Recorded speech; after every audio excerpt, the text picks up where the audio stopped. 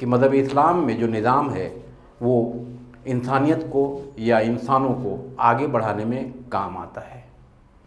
मगर कुछ बिचौलिए ये जिस तरह से हर फील्ड में होते हैं उसी तरह से मज़हब इस्लाम में भी ऐसे न जाने कितने लोग मौजूद हैं, ये बीच में खड़े हैं, आपका फंड लेकर अदारे के नाम पर खुद खा जाते हैं।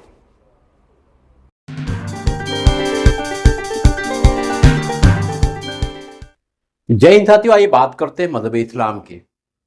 मज़हब इस्लाम एक ऐसा मुकम्मल निज़ाम है जिसकी ज़रूरत उसकी बनाई ज़मीन पर हर इंसान को कहीं ना कहीं पड़ती है। एक ऐसा निज़ाम जो इंसानों को, इंसानियत को आगे बढ़ा सकता है, मगर इसमें कुछ ऐसे लोग हैं जिनके कारण ये मज़हब बदनाम होता जा रहा है। लोगों का इस दुनिया में, खासकर मज़हब इस्लाम के मानने वालों पर से भरोसा उठता चला जा रहा है। तो क्यों? सवाल तो है। बहरहाल, रमज़ान का महीना है और रमज़ान के महीने का जो निज़ाम है, खैरात, ज़कात, फितरा, इस तरह के बहुत सारे ऐसे फंड जो रमज़ान महीने में लोगों में दिए जाते हैं, और इस निज़ाम का मतलब ही यही है कि जो कमज़ोर लोग हैं उनकी माली मदद करके उन्हें आगे बढ़ाया जाए। इसलिए मैंने शुरू में कहा कि मज़हब इस्लाम में जो निज़ाम है वो इंसानियत को या इंसानों को आगे बढ़ाने में काम आता है। मगर कुछ बिचौलिए ये जिस तरह से हर फील्ड में होते हैं उसी तरह से मज़हब इस्लाम में भी ऐसे न जाने कितने लोग मौजूद हैं, ये बीच में खड़े हैं, आपका फंड लेकर अदारे के नाम पर खुद खा जाते हैं। बात भिवंडी शहर की करें तो भिवंडी शहर के कई अदारे दागदार नजर आए।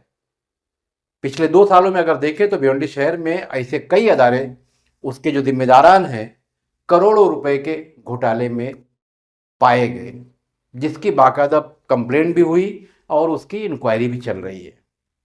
तो ये पैसा मज़हब इस्लाम के मानने वालों का था, जिन्होंने रमज़ान महीने में या दूसरे जो महीने हैं उसमें पैसे मुस्लिम अदारों को, जिसमें मैं कह दूं कि मदरसों को दिए गए, ताकि मदरसे का जो मामला है वो हल किया जा सके, मदरसे का जो निज़ाम है वो बेहतरीन बनाया जा सके। मगर ऐसा है नहीं। आप जानते हैं अच्छी तरह से कि चंदा वसूलने वाले जो लोग हैं 40-60 पर, यानी 100 रुपये का चंदा मिला तो 40 रुपया उनका है, कहीं कहीं तो 50 रुपया भी उनका है। इसका मतलब अगर आपने 100 रुपया किसी अदारे को दिया है, किसी मदरसे को दिया है, तो वहाँ कितना पहुँचा? अगर 40 रुपया कमीशन निकल गया तो 60 रुपया पहुँचा, या अगर 50 रुपया निकल गया तो सिर्फ 50 रुपया पहुँचा। यानी आपकी मेहनत की कमाई, उसमें से जो चंदे का हिस्सा निकाला गया 40-50 रुपया, ये बिचौलिया जो बीच में है, जो आपके पास आता है, वो खा गया। तो वहाँ पहुँचा कितना? तो ये आपकी मेहनत की कमाई बर्बाद होती है। अब बचा बिचौलिए के बाद वाला बड़ा बिचौलिया, ये बकिया भी जो 50-60 बच रहा है, ये वो गड़प कर देता है।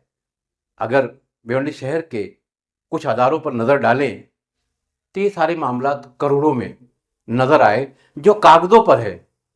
ये मैं नहीं कह रहा हूँ, उन्हीं के अदारों के कागज़ों पर लिखा हुआ है कि इतना घोटाला इसने किया, ये इसमें शामिल है, ये इसमें शामिल है। ये सारे मामला कहीं ना कहीं सरकार की नज़र में हैं, लिखित कंप्लेंट तक है, वक्त आने पर वो कार्रवाई भी होगी।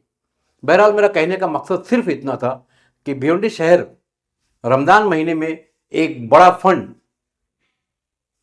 यहाँ जो रहने वाले लोग हैं उनके ज़रिए भिवंडी शहर के एतराफ़ में और दूसरे राज्यों में दिया जाता है। मज़हब इस्लाम में ये तो कहा गया है ना कि पहले अपने करीब को देखो। करीब से मेरी मुराद अपने कमज़ोर रिश्तेदारों को देखो, फिर पास पड़ोस देखो, उसके बाद देखो आगे। मगर आमतौर से क्या हो रहा है कि हमारे पास आए हजरत एक लिस्ट दिखा दी, उसमें पिछला चंदा आपका इतना था हजरत, इस बार कुछ बढ़ा दीजिए। बहरहाल हमने भी चुपचाप या तो बढ़ा दिया या तो जितना चंदा था वो दे दिया। यानी अगर 100 रुपया दे दिया तो हजरत का कितना हो गया वो मैं पहले बता चुका हूं। और जो बचा उसकी क्या गारंटी है कि जिस नीयत से आपने दिया है ये वहां तक पहुंचेगा या उन बच्चों तक पहुंचेगा जिन बच्चों को मजहबी तालीम देना जरूरत है। भिवंडी शहर के लोगों से खासकर मैं ये उम्मीद करूंगा कि इस रमजान में जो फंड निकलता है भिवंडी शहर में ऐसे बहुत से अदारे मौजूद हैं जो कहीं ना कहीं आपसे कह तो नहीं पाते मगर उन्हें इसकी ज़रूरत है।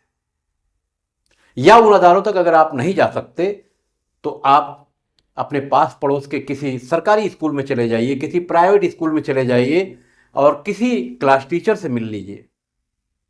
क्लास टीचर से बात कीजिए कि आपकी क्लास में ऐसा कौन सा बच्चा है जिसकी 1 साल की फीस मैं भर दूं, ताकि वो फीस की वजह से स्कूल ना छोड़े या स्कूल को ये परेशानियां ना उठानी पड़े कि फला बच्चा फीस नहीं भर रहा है इसलिए निकाल दिया गया, इसलिए बाहर खड़ा कर दिया गया। तो ये भी हो सकता है। एक दूसरा रास्ता भी है हमारे मज़हब इस्लाम में, सबसे कमज़ोर अगर कोई होता है तो मस्जिद का मुअज्जिन, जो 24 घंटा बधुआ मजदूर की तरह से वहाँ झाड़ू मारता है, पोछा मारता है, पंखा चालू करता है, लोगों की तनकीदों का निशाना बनता है। मुट्ठी बंद करके उस आदमी की मदद कर दीजिए। या आपकी नज़र में कोई ऐसा आलिम है जो इमामत कर रहा है किसी मस्जिद में, मुट्ठी बंद करके आप वो फंड उनको दे दीजिए, ना कि इन बिचौलियों को दीजिए। रमजान महीना आ गया, बहुत सारे फंड निकलेंगे भिवंडी से, कई करोड़ रुपया निकलता है भिवंडी शहर से, मगर भिवंडी शहर में हर साल ऐसे कितने बच्चे स्कूल छोड़ देते हैं। इसकी वजह सिर्फ और सिर्फ ये होती है कि उनके माँ बाप या उनके जिम्मेदारान के पास इतना फंड नहीं होता कि वो अपने बच्चों को पढ़ा सकें। हमें होश में आने की ज़रूरत है। ये जो सफ़ेद सफ़ेद कपड़े में आपके पास पहुंचते हैं उन पर ध्यान दीजिए और कोशिश कीजिए कि उन्हें जो फंड दिया जा रहा है सही जगह पर जा रहा है कि नहीं। और उससे बेहतर आप अपने शहर को आगे बढ़ाइए। जिस शहर में आप कारोबार कर रहे हैं, जिस शहर में आपका पूरा परिवार रहता है, उसी शहर में बेहतरीन निज़ाम स्कूलों में जाइए। थोड़ी सी मेहनत, अगर आप अपने दरवाजे पर 100 रुपये चंदा दे रहे हैं तो उसमें से 40-50 रुपये कमीशन में जा रहा है, तो उससे बेहतर कि ये 100 रुपये आप किसी स्कूल में किसी बच्चे की 1 साल की जो फीस होती है अपने ज़कात, खैरात या फितरे के फंड से उसकी फीस भर दीजिए, ताकि वो 1 साल बेफिक्र होकर पढ़ाई कर सके। ध्यान रहे कि इस कौम को पढ़ने वाले बच्चों की सख्त ज़रूरत है, मगर जो पढ़ने वाले बच्चे हैं उनके पास फंड नहीं है। कोशिश कीजिए, एक बार ट्राई कीजिए, आपको भी बहुत अच्छा लगेगा और मुझे भी। वीडियो कैसी लगी कमेंट करके ज़रूर बताइएगा। मैं खान फ़ख्र आलम।